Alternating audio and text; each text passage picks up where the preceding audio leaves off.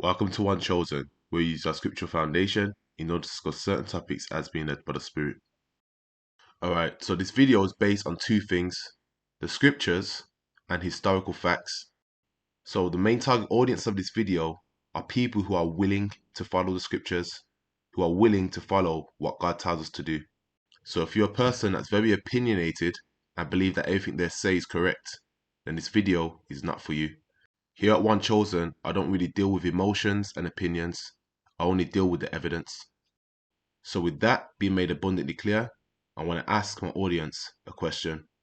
Why would you blindly follow something that you haven't researched? How can you expect me to follow you when you yourself is blinded by the truth?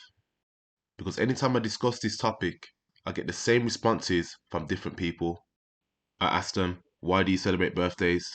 And their responses are, oh, I'm doing it for the kids, or I'm doing it because I want to see family and friends. Yeah, but why? What's the origin of birthdays? Where does it stem from? The only reason why you're keeping this tradition today is because you've been influenced by your parents and your TV to do so. We live in a time where a lot of people like to claim that they love and follow God. Well, since you love God so much, let's see what he has to say in regards to birthdays. So to start this video off with the scripture right here. This is 1 John chapter 5 verse 3. For this is the love of God, that we keep his commandments, and his commandments are not grievous. So here it is. The Most High said that if you love him, keep his commandments. A lot of people today believe that this word love is just an emotion. You can just say you love something and that's that. While to the Most High, the word love is an action. And you show action by keeping his commandments. Alright, now we've got that out of the way, I'm going to ask this question. Why do we have birthday cakes on birthdays? It can't just be for eating. There has to be a reason behind it. Alright, so this is from a book called Fossilized Customs by Lou White. And it's on page 29. The cake was baked for the Queen of Heaven, and it was decorated with the celebrant's name.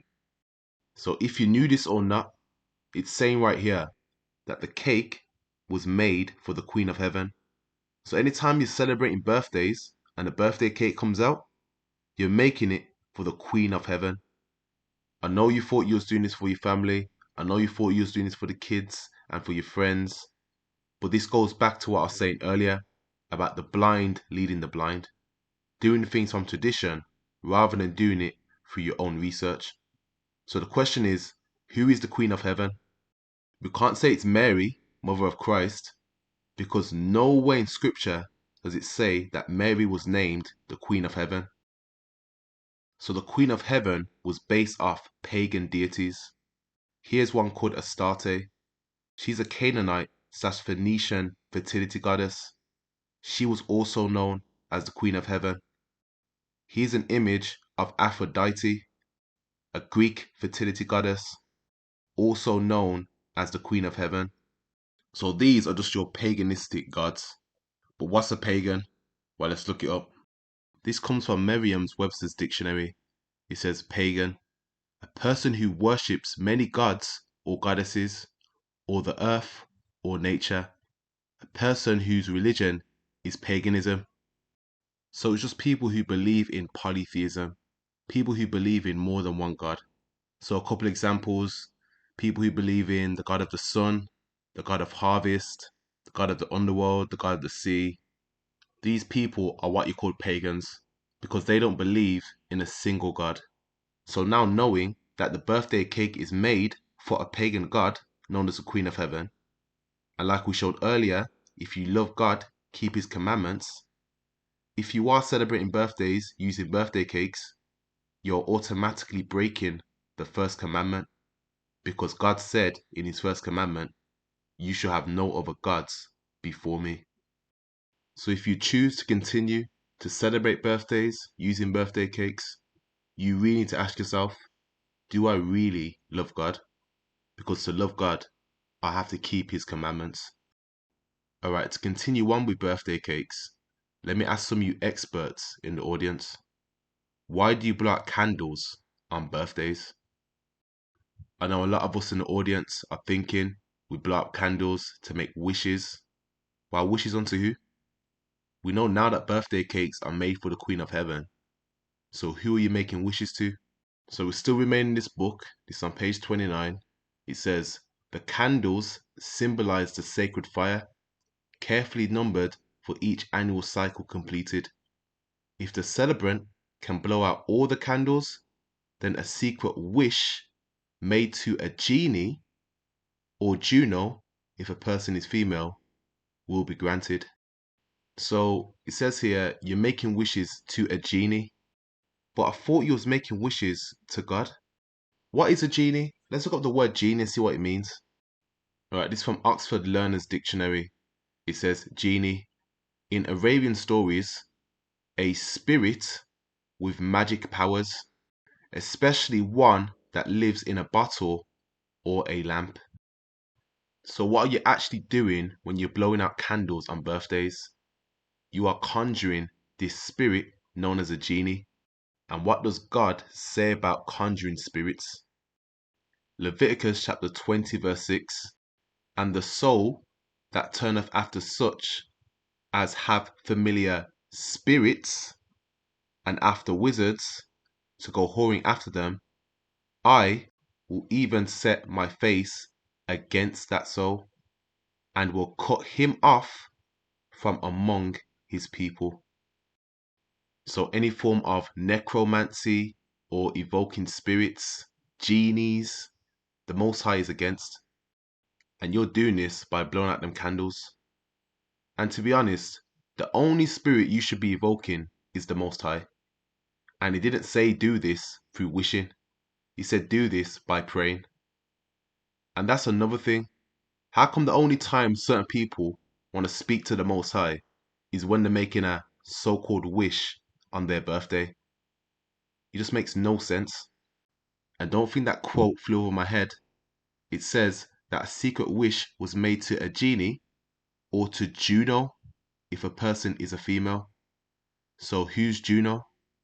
Juno is a Roman queen goddess of heaven, which further proves that birthdays is all to do with idol worship. It's all to do with the exaltation of a pagan god. Alright, so this next book is called The Two Babylons by Rev. Alexander Bishop, and it's on page 87. It reads, far and wide in the realms of paganism was this birthday observed. This festival has been commonly believed to have an astronomical character, referring simply to the completion of the sun's yearly course and the commencement of a new cycle. So it's talking about the replenishment of the sun and its cycle. Now I wouldn't be surprised if this links with the new year and how that's celebrated. Alright, so let's return back to the book called Fossilized Remains and make a link between that previous source that we just read. So it says, the birthday ritual of cakes, candles, wishes and presents serve thanks to the sky luminaries for allowing the birthday celebrant to reach annual cycles of their birth. You see, you're keeping these rituals and you don't know why you're keeping them. So it says here that the cakes, candles, wishes and presents serve thanks to the sky luminaries. So you're actually worshipping the moon, you're worshipping the sun, and you're worshipping the stars when you actually take on this practice. This is Psalms chapter 118 verse 1. Give thanks to the Lord, for he is good, his love endures forever. So it says here, give thanks to the Lord, not give thanks to a sky luminary. And yes or no, people who celebrate birthdays today don't literally sit there and give thanks to the sun, moon and stars. But you being so ignorant in your lifestyle, you're actually following pagan customs. This is Jeremiah chapter 10 verse 2. Thus saith the Lord, so this is the Most High speaking, learn not the way of the heathen.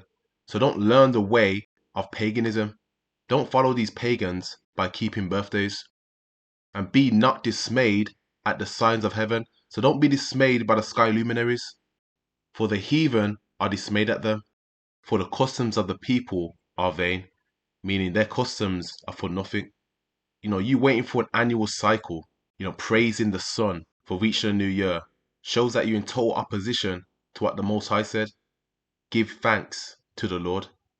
You see? So it ain't no sky luminary that makes you reach another year.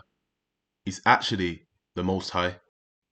The Most High said it himself in 1 Samuel chapter 2 verse 6.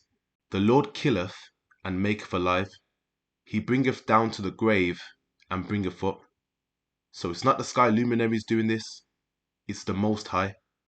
So he's worthy of all the praises and all the thanks for you living today. Not no sky luminary. Alright, continuing on this book, it says, witches regard the day of one's birth the most significant event in a person's life. The birthday itself was a time of great superstition to a pagan, so they were surrounded by their friends and relatives for protection. So to a witch, birthdays are very significant. But let's see who else finds birthdays really significant. So this is a book called The Satanic Bible by Anton Zander LaVey, and it's on page 96. So it says, the Satanist feels, why not be really honest? And if you're going to create a God in your image, why not create that God as yourself? Every man is a God if he chooses to recognize himself as one. So the Satanist celebrates his own birthday as the most important holiday of the year. So let that sink in for a bit. Keeping birthdays is Satanism. Why is it Satanism? Because you're venerating oneself as a god. You're saying that you are something more powerful than the Most High. I've personally witnessed this for myself. I've seen people try and act like a king, a queen, a god and a goddess just because it's their birthday. And it goes on to say at the top, you create a god in your own image. So this is what happens every time you celebrate your birthday. You exalt yourself as an idol, as a god. Yet again, breaking the first commandment. It's on page 96. It says, the highest of all holy days in a satanic religion is the date of one's own birth. This is in the direct contradiction to the holy of holy days of other religions, which defy a particular god who has been created in an anthropomorphic form of their own image, thereby showing that the ego is not really buried. So if you're considering celebrating your 30th, your 21st, or your child's sweet 16, you ain't thinking no different to a Satanist. You ain't thinking no different to a witch, because they see these holidays as their highest and most significant day of the year. Ephesians chapter 5 verse 6. Let no man deceive you with vain words. So don't let anyone try and tell you that birthday is correct, that is holy. For because these things come of the wrath of God upon the children of disobedience, but not ye therefore partakers with them. So don't partake in birthdays. For ye were sometimes darkness, but now ye are light in the Lord. Walk as the children of light. So don't walk as a pagan. Don't walk as a witch or a Satanist. Walk after the Most High. Alright, continuing on. Some of us might say, but the word birthday is mentioned in the scriptures. And truth be told, it is mentioned in the scriptures. Let's put it up right now. This is Genesis chapter 40 verse 20. And it says, and it came to pass the third day, which was Pharaoh's birthday, that he made a feast unto all his servants. And he lifted up the head of the chief butler and the chief baker among his servants. And it's also mentioned here in Matthew chapter 14 verse 6. But when Herod's birthday was kept, the daughter of Herodias danced before them and pleased Herod. So as you can see, it's mentioned twice throughout the scriptures. But what's so ironic about these two scriptures and how they're tied together is that Herod, being a Roman, and Pharaoh, being a Cometian or an Egyptian, are both classed as pagans, and they both celebrated birthdays. This comes from the Encyclopedia Americana, 1991. It says, the ancient world of Egypt, Greece, Rome, and Persia celebrate birthdays of gods, kings, and nobles. So this ties in well with the scripture we just read, because Pharaoh can be classed as a king of Egypt, and Herod was a king who came from the Roman Empire. So your head should be scratching right now. You should be asking yourself, why is the scriptures only mentioning about pagan nations such as the Egyptians and Romans keeping birthdays, but not the children of Israel? Did God's chosen people, the Israelites, keep birthdays? Well, let's see. This comes from a book called The Jewish Encyclopedia, Volume 1 by Isidore Singer. It's on page 1054. It says, the celebration of birthdays is unknown in traditional Jewish ritual. It's from a book called The World Book Encyclopedia, and it's on page 416. It reads, the early Christians did not celebrate his, meaning Christ's, birth because they considered the celebration of anyone's birth to be a pagan custom. So going back to the question, did the Israelites, God's chosen people, keep birthdays? But the answer is simply no. Matter of fact, if you was living around them and was keeping birthdays, they will more than likely give you this face and would have said something along the lines of, no, no, no, no, no, no, no. We don't do that here in Israel. You understand? Them customs you're keeping right there are alien to us. This man right here is a stranger. He's a Gentile. He is a pagan. Some of you may think that I'm making this up to make the story sound better than what it is, to make it more convincing. Well, let's see what other people themselves said when the Israelites themselves were living in Israel. So the first person we're going to look at is a man called Flavius Josephus, and he was born circa 37 CE to 100 CE. So he was living in Israel amongst the Israelites during the time of the Romans. Matter of fact, the scholars like to say he was an Israelite, born of some form of high-ranking Israelite family. Additionally, Flavius Josephus was around during 70 AD when the Romans sieged Israel. So scholars like to call this the First Jewish-Roman War. So he's seen everything. He had a first-person view on how these people lived and what customs they kept. So if you want to believe anything, believe the quotes that he was saying in his book. And here's his book. This is called The Complete Works of Josephus, by, of course, Flavius Josephus. This is on Book 2, verse 26. It says, nay, indeed, the law does not permit us to make festivals at births of our children, and thereby afford occasion of drinking to excess, but it ordains that the very beginning of our education should be immediately directed to sobriety. It also commands us to bring those children up in learning and to exercise them in the laws and make them acquainted with the acts of their predecessors in order to their imitation of them. So Josephus said it flat out. The law does not permit us to celebrate birthdays. Then he goes on to say in the green, bring those children up in learning and to exercise them in their laws and to make them acquainted with the acts of their predecessors. So what does that mean? So when he says children, he's actually talking about Israelite children. And we know that because he's talking about the law. And we know the law was given to the children of Israel, as proved in this scripture right here.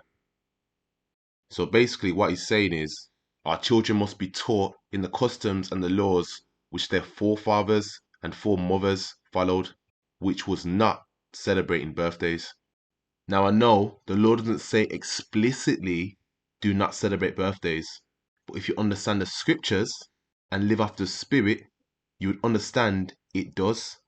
Like I showed earlier, if you celebrate birthdays, you are venerating the Queen of Heaven. And it says in the first commandment, you shall have no other gods before me. So if you're celebrating birthdays, you are breaking the law. Matter of fact, you're breaking the first commandment. I hope that makes sense. So Josephus was right. The law does not permit us to celebrate birthdays. Okay, so here was another person who was around during the time. This guy was called Origen of Alexandria, and he was around anywhere between the 2nd and 3rd century. So to say he was around circa 185 to 254 CE. And he's what scholars will call an early Christian. And his occupation was a theologian and biblical scholar. So he's someone who actually studies the Bible and someone who is well seasoned in it. So if it's a person who knows something about biblical history, it will be him. So let's see what he said in this book. This book's called The Fathers of the Church, Homilies on Leviticus, and it's on page 156. So it says, but Scripture also declares that one himself, who is born, whether male or female, is not clean from filth, although his life is of one day, and that you may know that there is something great in this, and such that it has not come on that thought to any of the saints. Listen to this part good. Not one from all the saints is found to have celebrated a festive day or a great feast on the day of his birth. No one is found to have had joy on the day of birth of his son or daughter. Only sinners rejoice over this kind of birthday. I mean, that's clear as day. If you consider yourself a saint, a Christian, holy, someone who follows Christ, and yet you want to celebrate birthdays, it says right here, none of the saints did so, and only sinners rejoice in this. Remember, these statements are not coming from a know-it-all. This comes from someone who actually studied the scriptures. So you should be thinking to yourself, where did Origen find this information from in the Bible? Well, let's pull up some scriptures that show where he got the information from. Alright, this is Job chapter 1, verse 4.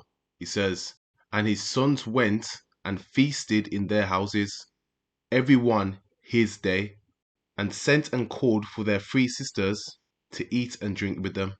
So what does it mean when it says his day? One thing you have to know about this is when it mentions his day, it's written in 3rd person because it's from the perspective of Job. So to understand this, let's see what the scriptures say when it mentions his day, but when it's written in 1st person. Right, this is Job chapter 3 verse 1. It says, after this, Job opened his mouth and cursed his day. So keep that in mind, it's referring to his day, written in 3rd person. Alright, verse 2. And Job spake and said, now this is in 1st person now, let the day perish wherein I was born. So stop. When it refers to his day in verse 1, it's talking about your birthday, because Job just said in verse 3, let the day perish wherein I was born. Alright, let's continue. And the night in which it was said, there is a man-child conceived. Let the day be darkness, let not God regard it from above, neither let the light shine upon it. Let the darkness and the shadow of death stain it. Let a cloud dwell upon it, and let blackness of the day terrify it. Question. Now does that sound like someone who would celebrate their birthday? Because remember, Job was classed as a holy man, a man that feared the Most High, a man that was righteous, a man that was a saint. But simply, the answer is no. That does not sound like someone who celebrates his birthday. He basically said in his scripture, let the day perish wherein I was born.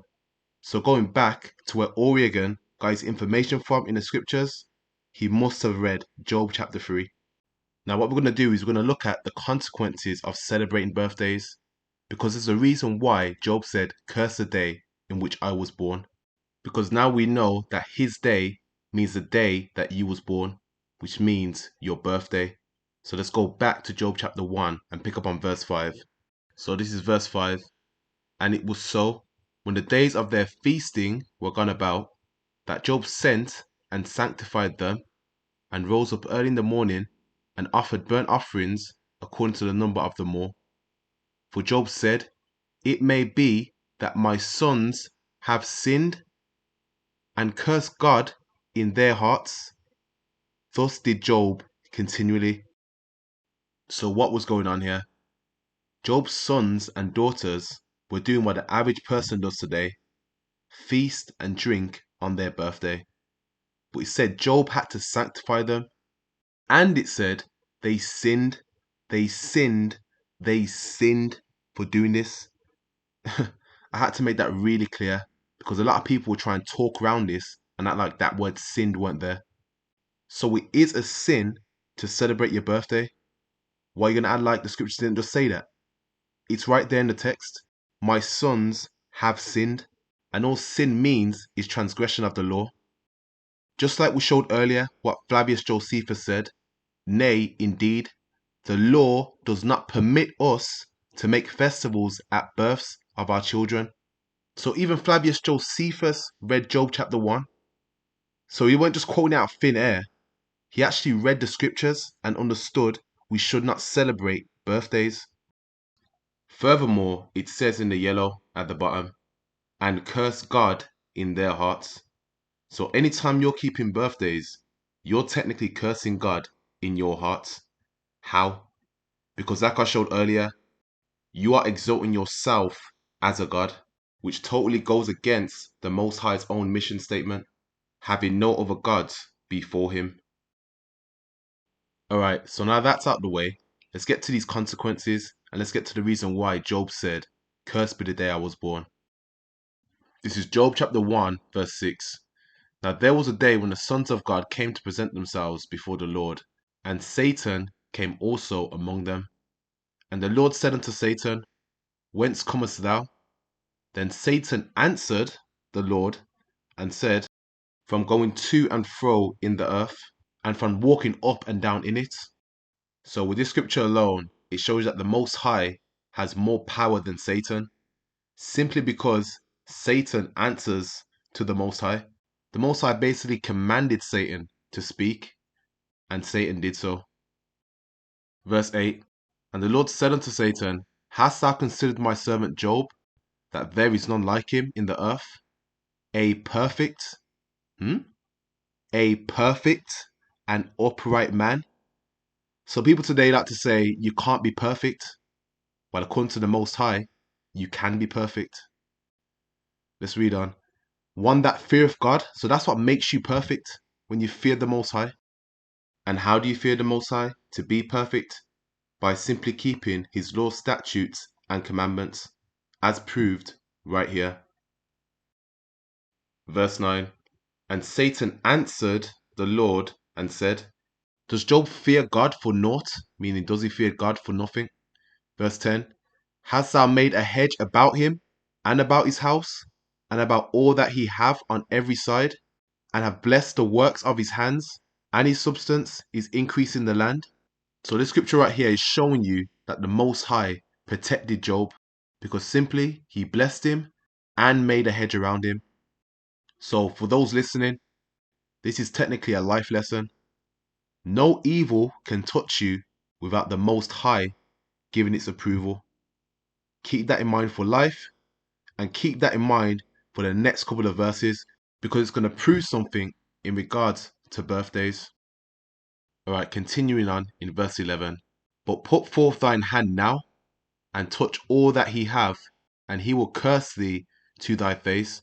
This is what Satan's saying to the Most High. Verse 12.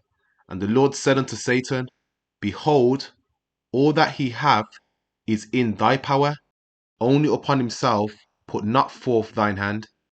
So what the Most High is saying here to Satan is, do what you want with Job, test him out, see if he's a humble servant of me, afflict him as much as possible, but just don't take away his life.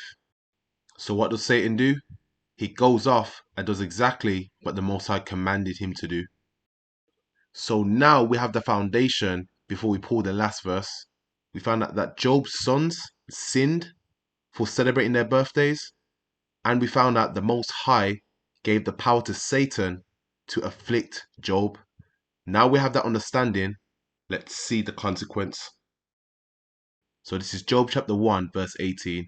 He says, while he was yet speaking, there came also another and said, thy sons and thy daughters were eating and drinking wine in their eldest brother's house. Verse 19, and behold, there came a great wind from the wilderness, and smote the four corners of the house, and it fell upon the young men, and they are dead, and only I am escaped alone to tell thee.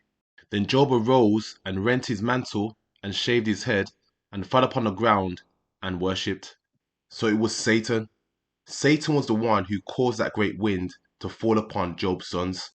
Because remember, he was given the power and was commanded by the Most High to afflict Job.